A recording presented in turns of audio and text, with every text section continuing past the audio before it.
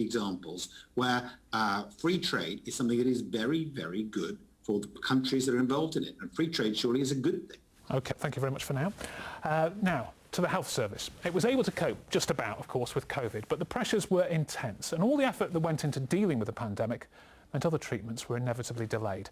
Now, that means tens of thousands of people in our region, many in serious pain, now face a much longer wait for their operations. If by mistake it moves, it is so painful, I tell you.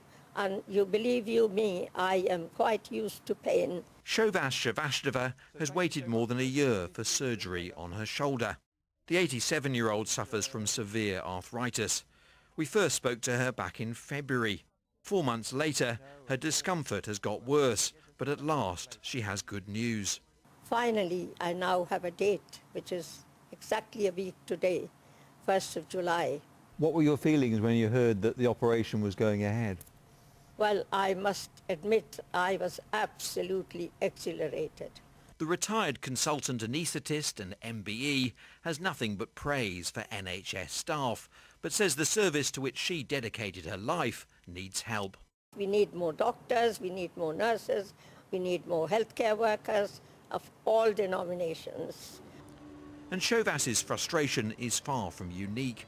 The early stages of the pandemic saw procedures like this cataract operation cancelled. Now hospitals like Sunderland Eye Infirmary are playing catch-up. Certainly last year at the initial lockdown, where essentially all non-urgent clinical activity stopped for 3 months, that created a lot of backlog of patients waiting to be seen, both for surgery and in the outpatient department. Throughout that time, we still managed to maintain some urgent work. This facility has shorter waiting times than most, but the wider picture is less positive. The total number waiting for hospital treatment in our region is 237,000, up around 6,000 during the pandemic. And patients are waiting longer. More than 64,000 have waited longer than the official target of 18 weeks, double the pre-COVID figure. More than 14,000 have waited over a year for treatment.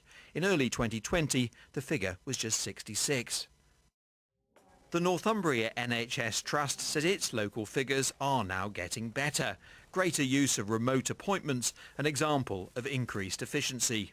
We now see approximately 35% of our patients virtually. That's about 13,000 patients a month. A massive transformation. But hospital staff expect demand to remain intense and potentially to grow as patients put off by the pandemic finally come forward for treatment. Whilst they have picked up, we're still really below the referral numbers that we used to see coming from GPs for patients to access our services.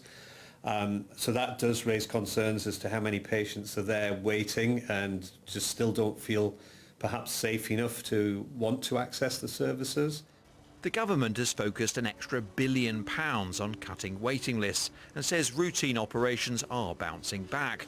But with the repercussions of COVID-19 still being felt, NHS recovery remains a vision clouded by uncertainty. Luke Walton reporting. Sharon Hodgson, it was inevitable, of course, because of the pandemic, the lists were going to go up, and when you obviously shut down operating theatres for such a long time.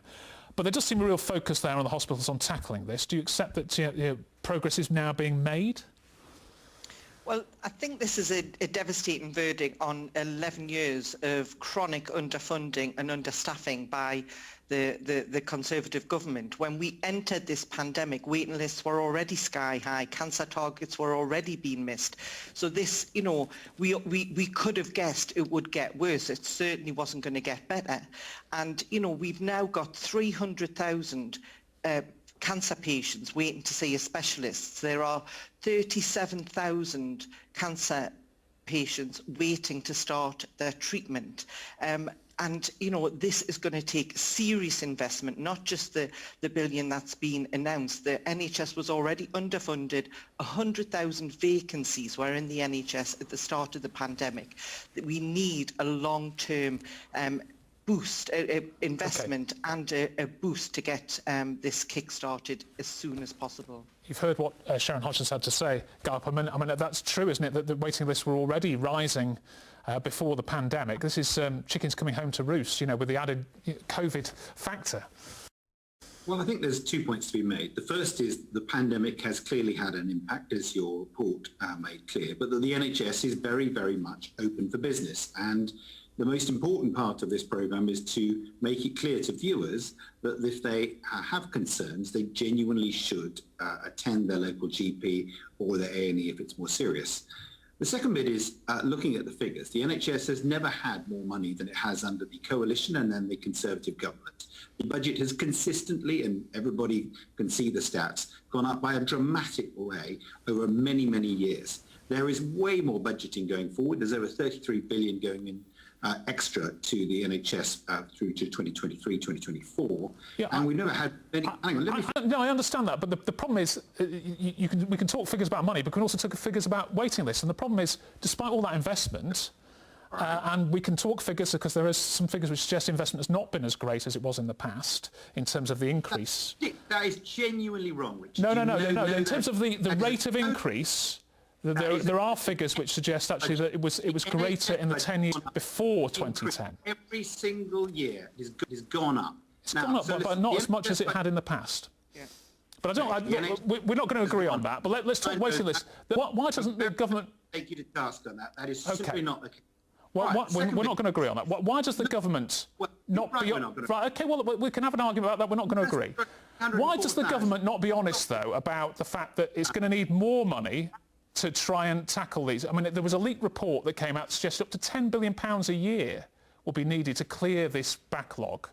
And that's true, isn't it? There's going to have to be extra money again.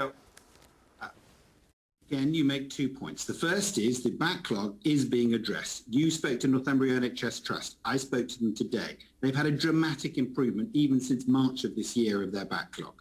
The second is in terms of the budget. As I've indicated to you, £33 billion plus increase up to 2023-2024. And just answering the point on nurses and doctors, we're up to 124,000 doctors, 304,000 nurses. These are increasing on year. So with great respect, the money is being applied to the NHS.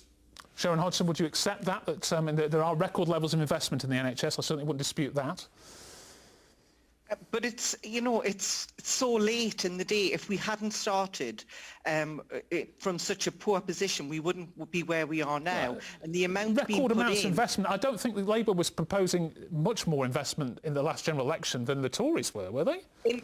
In government, the Labour Party has always properly funded the NHS. You can never point to a period in history when the Labour Party is not in government has not properly funded the NHS. The NHS would have been in a much better position now if it had been in Labour hands. Yes. Guy Opperman, in terms of staff, wouldn't it have helped staff retention to have given the nurses a proper pay increase rather than the amount that's been offered, which effectively, with inflation, is a cut?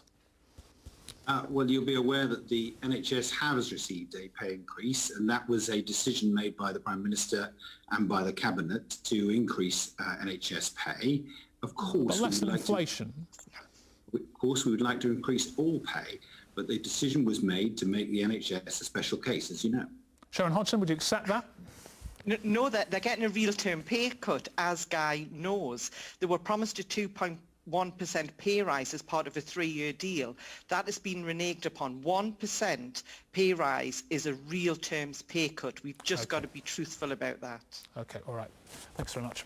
Now, it's not every day that one of the North East's most iconic landmarks gets its own debate in Parliament. That's exactly what happened this week. But then